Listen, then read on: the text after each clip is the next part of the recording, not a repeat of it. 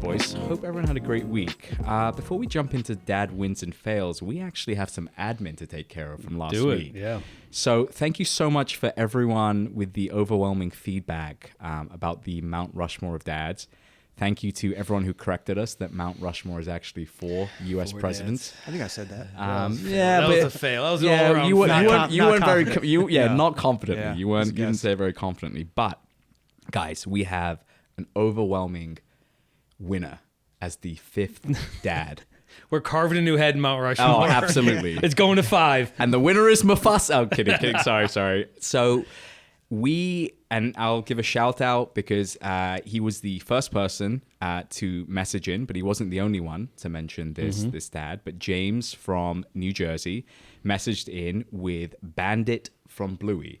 How did we miss that? Such a great take. The moment we heard it, everybody was just like, oh, yeah. I mean, if you're a dad nowadays, you automatically have to. It's a great email from James. I'll read out the piece where he validates it. So he says, Bandit is a cartoon version mix of Phil Dunphy, who got a lot of airtime, / Danny Tanner. He's a present dad, always there for his kids, and ready to give a life lesson or lean into the kids' world, and always willing to be a goofball. Ghost basket, dad baby, dance mode. There's even a debate on the internet about how Bandit is too good of a dad and makes the rest of us look bad. Keep it up. Look forward to the weekly drops. So thanks to James for that. Yeah, thanks, James. Yeah, thanks, lovely James. message. Lovely message. All right, let's jump into some dad wins and fails. Who wants to kick it off? You want to start, Andrew? Yeah, I'll go. I was actually mentioning it before we got on the show. If you haven't heard our podcast on Mother's Day, our episode on Mother's Day, you got to go back and listen to it, because the one thing that came out of that was my focus on Mother's Day this year was like magnified, because we had just done a pod. I was locked in, and my wife was like, this was probably the best Mother's Day, kind of beginning to end. And there was one time during the day where she said, remember, it's all about your attitude. You know this. And I was like, you can. So, but overall, it was an awesome Mother's Day. You can tell us. You used the poem, great. right? You wrote the poem. Of course. Yeah, she loved the poem. Yeah. That's what it was. That's great. So I had a really cool Mother's Day thing happen too. So my wife's request was just to get outside, to like be in nature. We had a beautiful weekend. And so we took the kids down to one of the metro parks outside of Cleveland here. And there's a little bridge, and then there's a river with a bunch of rocks, right? So this is just the power of nature, right? Mind you, I have 4 girls under 10.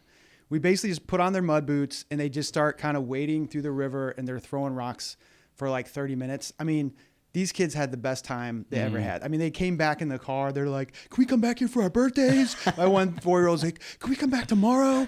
I mean, it was just that power of being in nature, having fun. So that was an awesome thing that happened this week. And actually, I think both of us ended up, too, at one of Northeast Ohio's classic We absolutely did. Landmarks. We both were at Cedar Point. I went for Mother's Day, actually, so a request of my wife. And much like Andrew mentioned, she listened to the episode and reminded me that the day was about her, because I wasn't thrilled to be spending it at an amusement At America's park. roller coaster? Yeah. America's mecca of roller coasters. The coaster capital of the world? Coaster capital of the world, I believe. Sure. 7 wonders of Northeast Ohio, one might say. But I had never been, so for anyone that doesn't know what we're talking about, Cedar Point out in Sandusky is fantastic. So we had a wonderful Mother's Day, but my dad win from that trip was, as we were leaving, there was one of these like game stalls over there where you could win like a 4-foot tall unicorn. And my kid had been talking about this unicorn the whole time. She's like, Dad, I want a unicorn. Dad, I want a unicorn. So I did like a really dad thing. I walked up to the guy and I went, how much for the unicorn? Of course. And he's like, sorry, buddy, you can't pay for it. You gotta win. Let's see if you can get this ring on this bottle. You're like, listen, bro. Were you working that weekend? That's exactly what he said. And he has those accents. They all have that. They all have these random Southern accents. Yeah, it was bizarre. So he was like, no, I can't. So the game to enter was like $20. I'd got up to about 50 at this point to try and get the unicorn.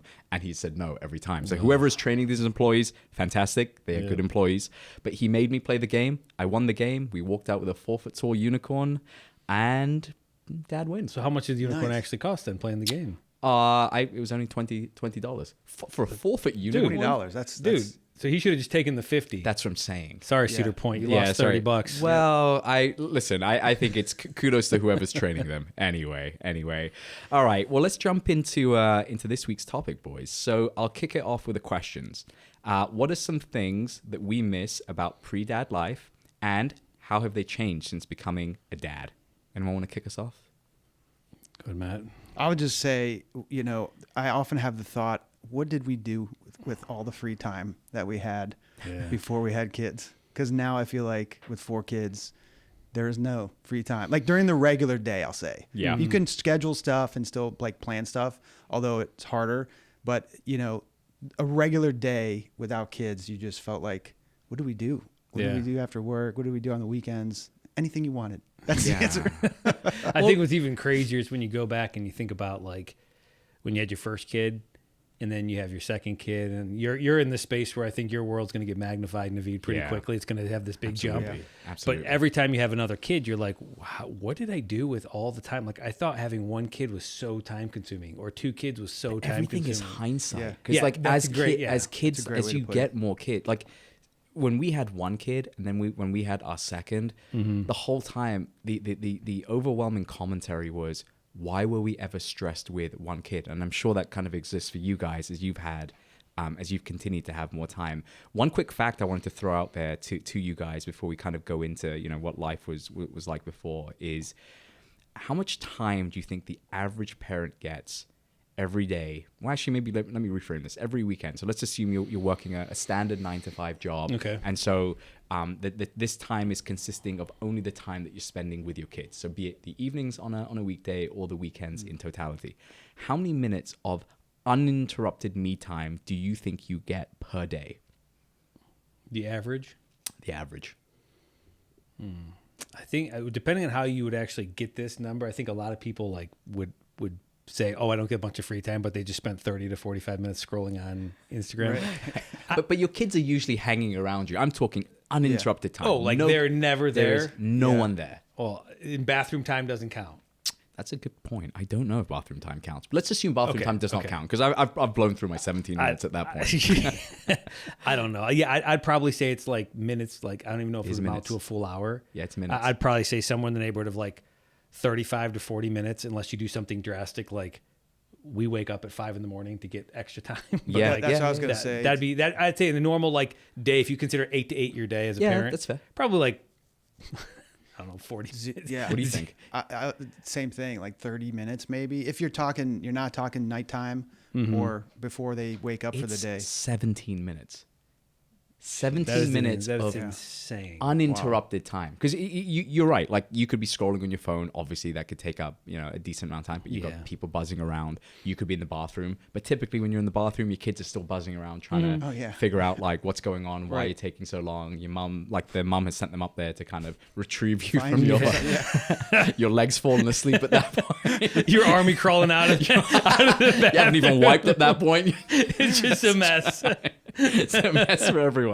So that's the crazy part of it, because as I was thinking about the question and things that you miss about pre-dad life, I wrote down a bunch of things. So maybe I'll read out my list of things and I'll kind of get you guys to comment. So sleep, obviously, like you miss kind of like that sleep aspect. But then you've got the spontaneity piece, just being able to leave the house or do whatever you need to. Personal space, doing nothing. Literally just sitting there and doing nothing. Yeah, it doesn't. That doesn't exist. Just quiet time. Just quiet. Simple, like just no noise. Your social life does take somewhat of a beating as well, because there's no big time. Right? Big time. Yeah. All social plans are typically revolving around the kids now, moving forward, and then travel, the freedom of travel, etc. So those are all kind of big ticket items that came to my mind as I think about like pre-dad life. But then the more I was thinking about this question, I kind of flip it and kind of think through like, what was I even doing with that time? Was it wasted time? Like, is doing nothing? You were probably sleeping a lot more.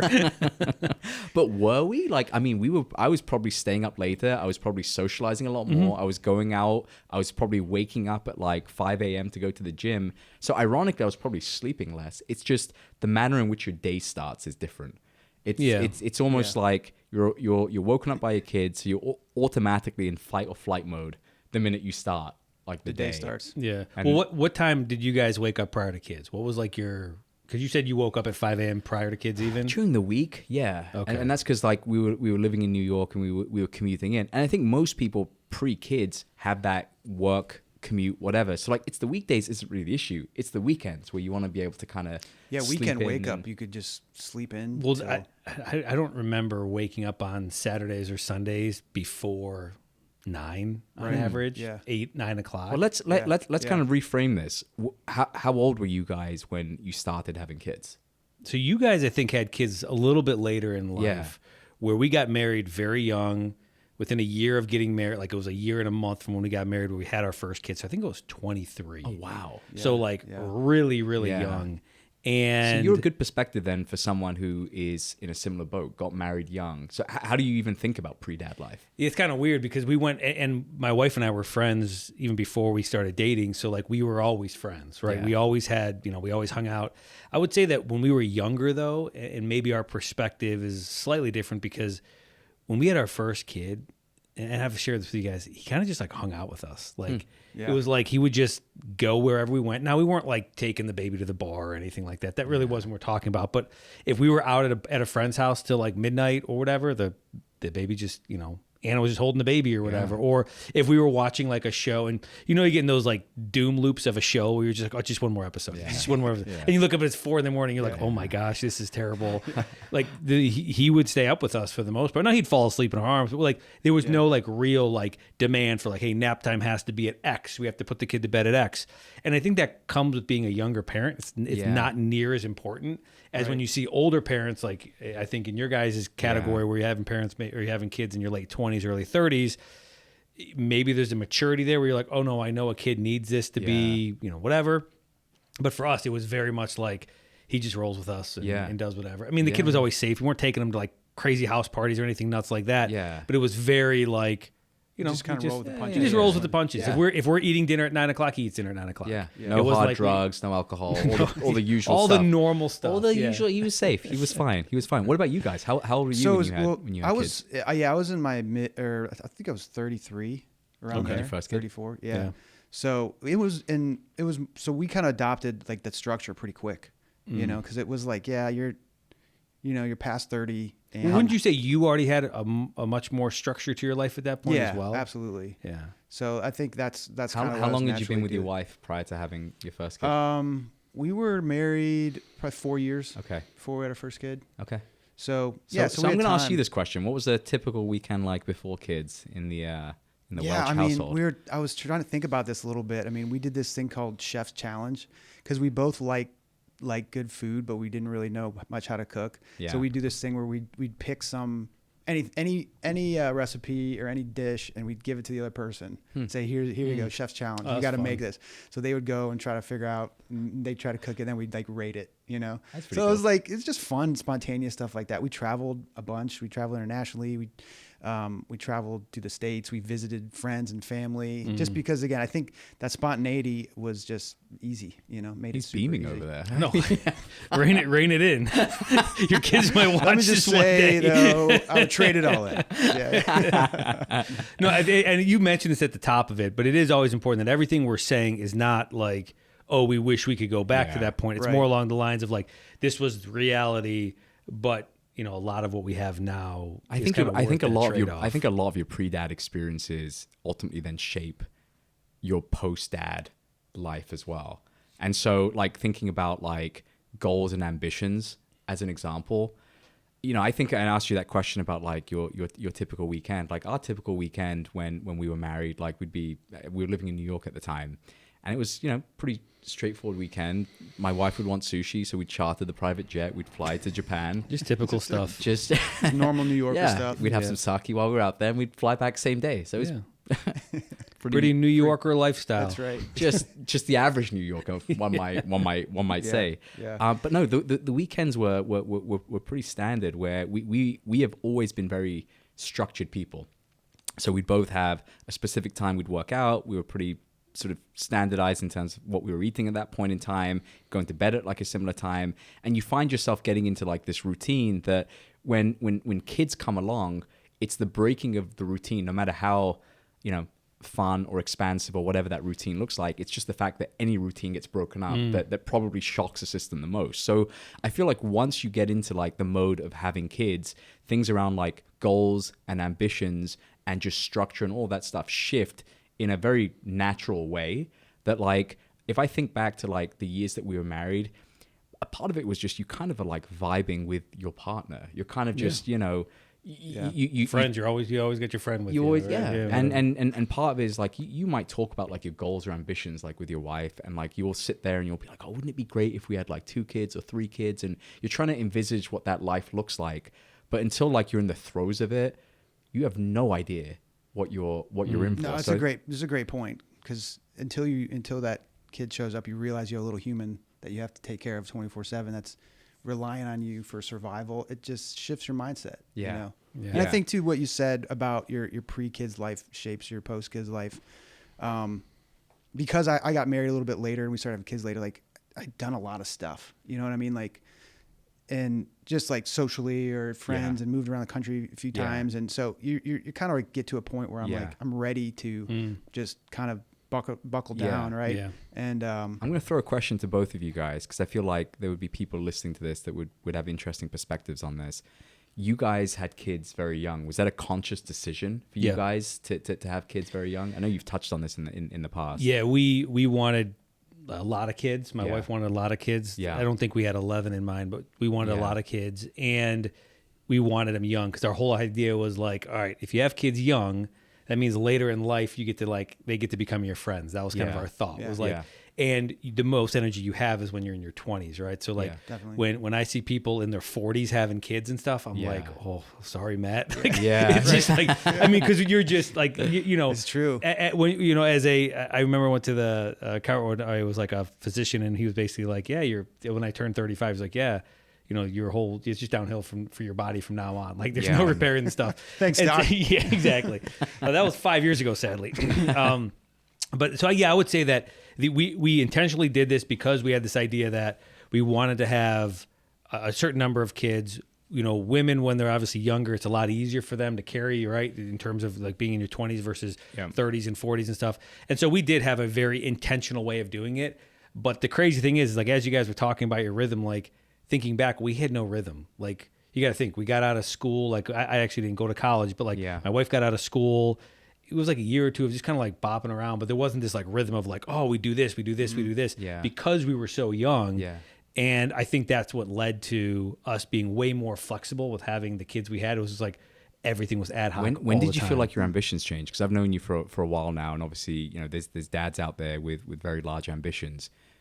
Do you think that comes naturally with having kids? Do you think there's like an inflection point with the number of kids? Do you think it's a specific age that you hit? Do you think it doesn't matter how many kids you have?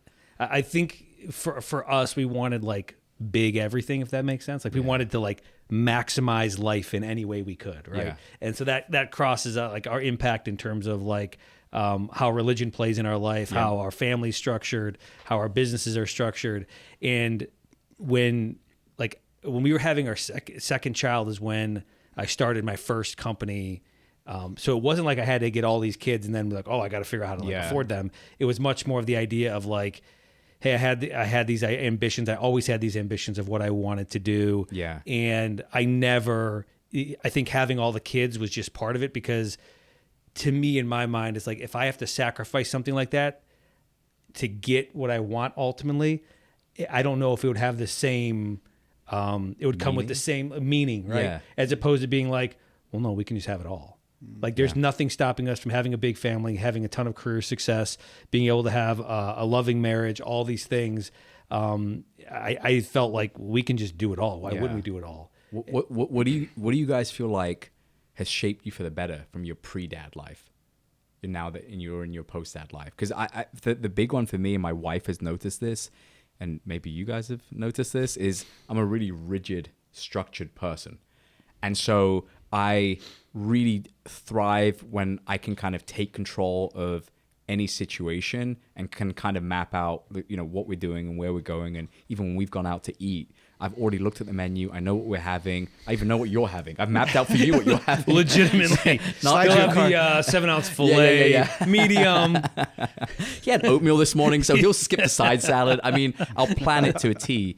And where kids have really helped me from my pre-dad life to my post-dad life is just eliminate all of that rigidity. And there's a lot of elements of like OCD and cleanliness that like I kind of struggled with, like early on when we became parents for the first time.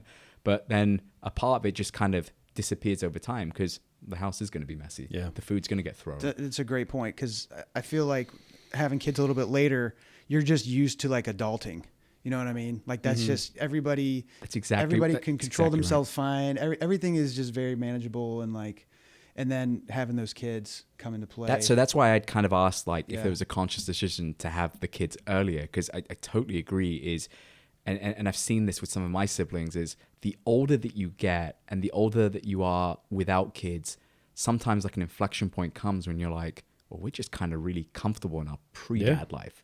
And we're kind of just comfortable existing, and we're kind of comfortable. If you go through that list, right, like that list of like, well, we're kind of comfortable with our sleep. We're kind of comfortable with the spontaneity. We like our personal space. And so it becomes very difficult sometimes when that inflection point hits, because when you're young and in your 20s, you don't actually know what you're really planning for.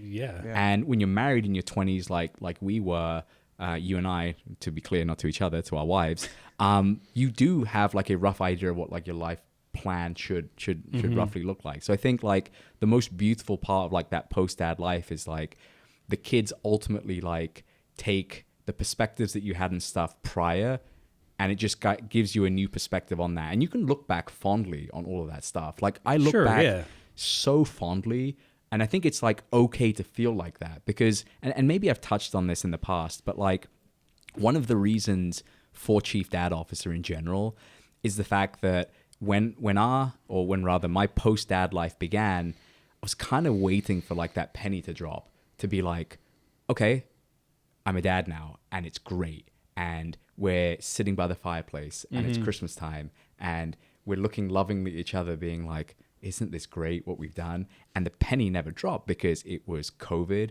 We'd moved cross country. We had moved into a new house. We had a kid that had colic. We were up all hours of the night. There was no sleep schedule.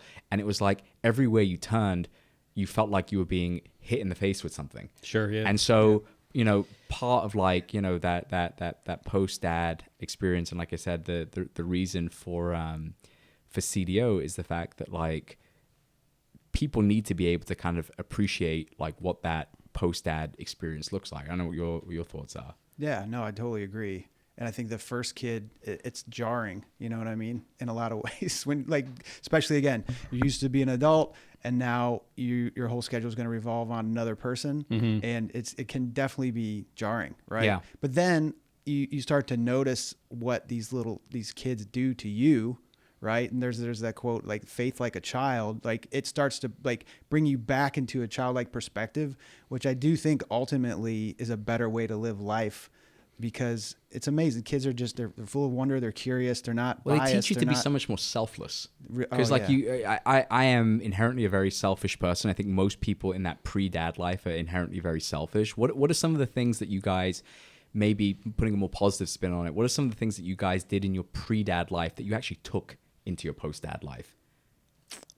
Excitement. Like I would say my kids look at me as someone who is like super pumped to kind of get into anything and do whatever. Like hype man? Yeah, I'm a hype man. Yeah. Like Enter Sandman's is entry song. Yeah, so when you have Enter Sandman as your entry song, like we've always been that way. We've always been like I said, we want to extract as much of everything out of life as we possibly can. Not because I look at like, oh, this is it and there's nothing after this, but I look at it as like, hey, I've been put on this earth for a specific purpose. I'm going to try to identify and execute on that purpose to my best capabilities. And that comes along with like teaching your kids that and showing your kids that like, listen, your life is going to be what you make it. No one's going to come and tell you, hey, this is okay or this is not okay. And so I think even pre-dad, I always had that sort of mindset of like, I'm going to fake it till I make it. I'm going to do whatever I need to do to get the thing done within guidelines, and then empowering my kids to be able to do that, so that when you have those sleepless nights, when you do all that sort of stuff, my wife, and I think she would agree to this, is like, every time things get worse, I get like stronger or better or whatever. Like there is never a point where it's just like, well, we're done. Like, oh, well, I'm giving up. It's like when the things get worse, I get more, I don't know, engaged. I get more locked in. I get more of everything. That's somewhat of a dad personality. It's like when the chips are down. Oh yeah, it's like backs against the wall. There's puke everywhere. You've been up for 2 days straight. You're walking COVID. You've got everything burning down, and you're like, we're doing this. We're gonna do this. Well, let's actually talk through some post dad stats, which I think you guys will find kind of alarming. Maybe more so you, just given the number of kids that you have. So on average, parents lose around 6 months of sleep during the first 2 years of their child's life. Legit. So take 6 months times 11, pretty big. Yeah. Dad bod phenomenon, something we've touched on in the past. Dude, I'm fighting like hell to not have a dad bod. Now that you've turned 40, oh my gosh. Yeah. So Battle's real. So one study found that men gain an average of 4 to 5 pounds for every child that they have. Yeah. Wow. On average. What about social life? How if you think about like dads and you think about like hobbies and things like that you had pre-dad, studies say that you as a dad, or sorry, rather as a pre-dad life, you used to have 5 to 7 hours a week on your personal hobbies and health. Right? So think about like whether it's going to the gym, playing golf, doing whatever you wanted to. I will say though on that, I feel like kids almost refine your what you're really passionate about. Yeah. Right? Because that's a good point. Like the way I was saying before, like we love to travel, me and my wife. We like good food. We like health and fitness is important to us. Like all those things as my kids are getting older, we're actually able to like bring into the fold, right? And be like, these are things we love to do. We want to share them with you. So in some ways it refines them to like the stuff you really didn't care much about and you were doing or trying to do is kind of like falls by the wayside and kind of realize what's most important on that. What's actually kind of interesting is like as your kids get older, so I've got a couple older kids now, is some of those things that you thought, well, like I don't really care about, they start coming back. And it's like you're rediscovering this old like flame that you had. It's kind of cool because like you didn't realize like, oh, I actually really like this. Like music's a big one, like live music. I forgot that I like actually kind of like going to concerts. And so as my older ones start going to concerts, I've been like tagging along and going with them, whatever. It's like, man, I forgot how much fun this can be. And like we did a weekend away in Columbus. We went and saw, this artist in Columbus, and it was like super fun because you kind of get through that first phase and then you get to re-experience them again. And to your point, like you get to almost do it through the eyes of your child again. And almost like I was telling you the other day with a couple of my boys, like I truly feel like I am like vicariously living through some of my kids at this point, which is just so much fun. So much fun. That's awesome. What about like the standpoint of thinking through like just basic things like finances and things of that nature, like pre-dad, post-dad? How did your perceptions of like money change? Was it ever a concern at any point? Well, when you brought up how much it costs to raise a kid these days, a few episodes back, that messed me up.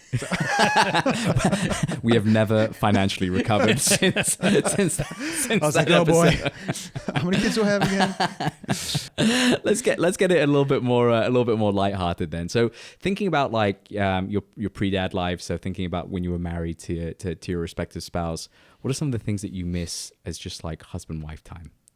Keep it PG-13, Matt. Well, I actually like now you mentioned like that's part of it, right? The spontaneity of being together, right? In a lot of ways, like the romance, all that sort of stuff, where it's like, whatever, nothing really mattered. Now it's like, man, this is like, we got everybody walking around. Who knows what's going to happen? Who knows what's going to happen at any point? You got kids crying in the middle of the night. You're exhausted. They're exhausted. You're like trading off like, oh, should I go work out or should, all that sort of stuff. So I would say that like, as much as it's, bedroom talk or whatever, like that's a massive part of it. And you have to be like, I think you have to be okay with that to some degree of being like, listen, this doesn't mean, you love somebody any less or, whatever. And it also doesn't mean that someone's not interested anymore either. So I think that's a big part of it is like properly gauging that and like honestly having discussions about it in as much as it's a weird way, like actually bringing up the weird topic about like, hey, I still find you attractive. I just feel like everything. That's the assurance you needed. I just feel like just being open and honest is just a good way to put a pin in that. And there's seasons too. I think, especially to new dads or younger dads. Like, it's amazing. As soon as you think you got your kid figured out, they'll change. And your schedule will change, and things are constantly evolving and changing, and there's seasons right? So it can be discouraging when you're in the throes of it and you're just like, my life is over, but you come back. And not to mention, like, not just on your child, but also your wife, because she's going through a whole bunch of stuff. Like if she's got postpartum depression, like we've had a couple postpartum issues over the course of having these kids, and it is like, you're like, man, this isn't the person I married, or this isn't the whatever. And just know, like, as a dad, especially if it's your first kid, like, this too shall pass. Like, it's a short period of time. Everything will pass. I mean, that's really what it comes down to. Like, anytime that you look at an issue that you're faced with, you're like, oh, I didn't like this, or oh, I don't like that. It passes. And can I drop a quote? And I don't think we had really intended for this episode to be sort of as heavy as it is, but it's all really, really good stuff. But there's a quote that always has resonated with me, which has said that if you're going through hell, why would you stop? Because you're going to end up in hell. Yeah. So like, if you're in hell, just keep going, because eventually you'll get out the other side of it. Get out the other side of it. I think this is a nice pivot into the listener question. So the question that came through was, what advice would you give to expectant fathers who are counting down the days of their pre-dad life? I had some thoughts on this. Yeah. I'm happy to share. Don't plan. The part of my like issue and sort of like part of my preamble before around like when I became a dad and kind of had the idea for like CDO and you kind of feel a little bit isolated when you become a first time dad is the fact that you have so many expectations and such rigidity around it because you read so many things and you unfortunately take advice with a grain of salt somewhat of people who are like, sleep when the baby sleeps, or do this when this happens, or make sure you just like tap them 3 times and then they'll burp. Everybody has a tip, right? Everyone has a tip, but no one gives you a tip for like when the kid has colic. No one gives you a tip for like when, you know, your spouse is going through postpartum. No one gives you a tip for when you're moving cross country. No one gives you a tip for a global pandemic. None of that stuff. Sure.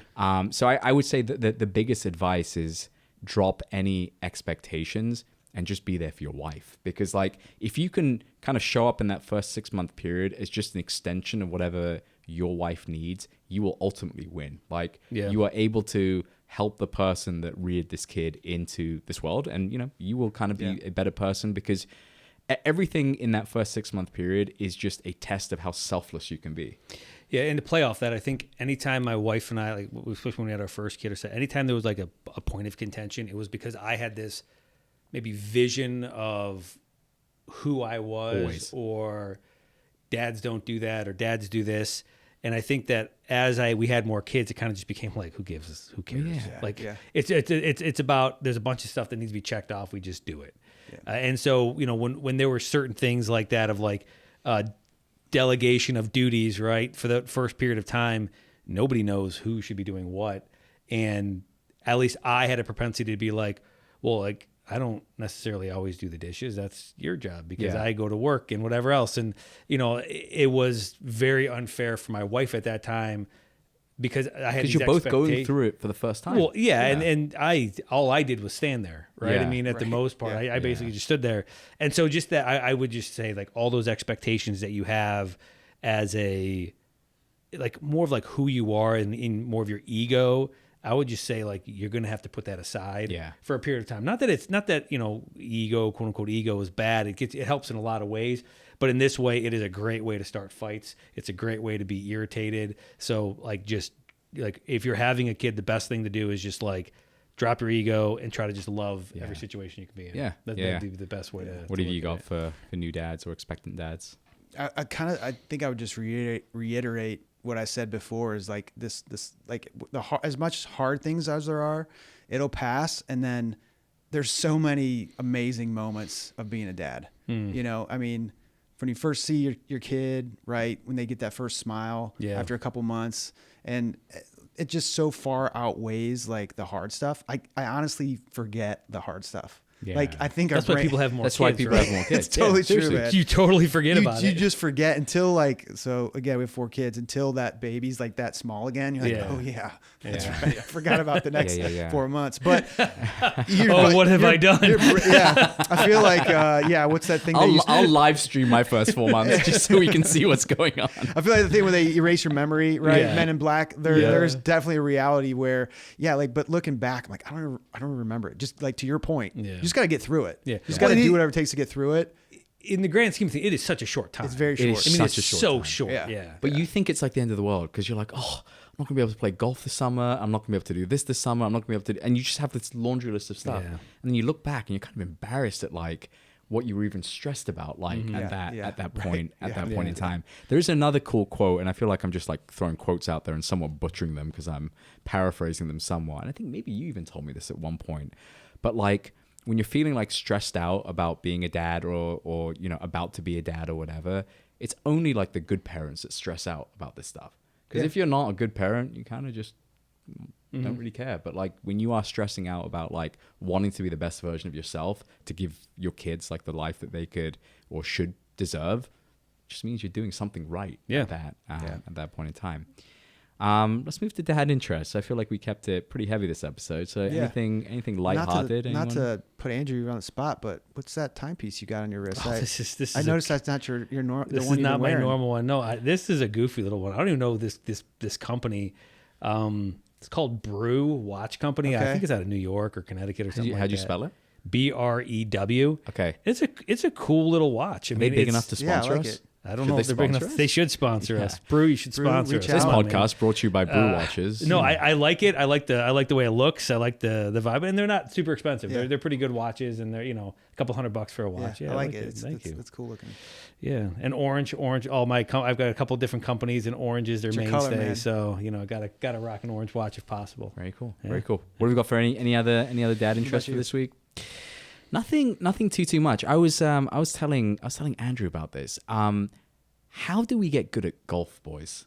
My dad interest is like, I really would love to hear from like some of the listeners on this one, because I've only been playing for, like I said, I've mentioned this on a previous episode. I've played for 3 years. One of the years was a dud year because we had a kid in the summer, so I didn't really play that summer. So let's call it 2 years. I've played for 2 years, and this is where like we were in a conversation, Matt, around define play. If you're playing once a month, a couple of times a month, does that count as playing? Because you're not practicing at any point in between. Right. Yeah. So like, how does one get good? That's a great. I've heard, and I think I shared this with you. Yeah. Like I've heard somebody say, if you just go to the driving range every single day and hit 100 balls a day, There has to be a plan for the 100 balls, right? Like you can't go there and just pull out the driver and start slicing. I think the idea is like you'll eventually get there. Like somebody on the stall will be like, "What are you doing?" And somebody will eventually like help you along the way. Yeah. Because what I've heard is like if you do that, eventually you're like everything just starts to click, and you do it for I think it was like 100 balls a day for 6 months. Okay. And you're almost always going to be a single digit handicap. Just because you just naturally, I mean, the amount of balls you would hit in that period of time. Should we is try this? obscene. Should we map this for the listeners? Let's every day commit to 100 balls a 100 day. balls a day. I mean, how long would that take? First off, it would be brutal. Your hands would actually be pretty tore up. It'd be hard. I mean, it'd be 100 pretty balls. rough. You could get through 100 balls in an hour, right? Oh yeah, easily. Yeah. You're gonna be sore. But like, are you just like putting them down and just reloading, or are we like thinking about this? This is the issue. Is like, even if I go to the range, I'll go. And most people will say this, like you listen to Tiger Woods or John Daly, they'll say 100 yards and below. That's maybe you touched on this like previously. Like you almost have to play golf in reverse. But like every dad just goes to the driving range, whips out their big driver, and is just trying to hit the ball as far as they can. Yeah. And nine of the balls end up sliced into like Jumanji over there. Yeah. But like every now and then you just nail one. And I think the 100 balls a day means like if you sliced 100 balls a day, eventually you'd be like, quit. I'm either quitting or I have to figure this thing out. Yeah. Because there's no way you do 100 balls a day doing Yeah. 90-degree turns 70 Yeah. yards out. You just be like, all right, something's wrong here. And I'll say, well, consistency too is what I think you guys are saying. The more you play, the better you get. But if you really want to get good fast, you got to get a coach, man.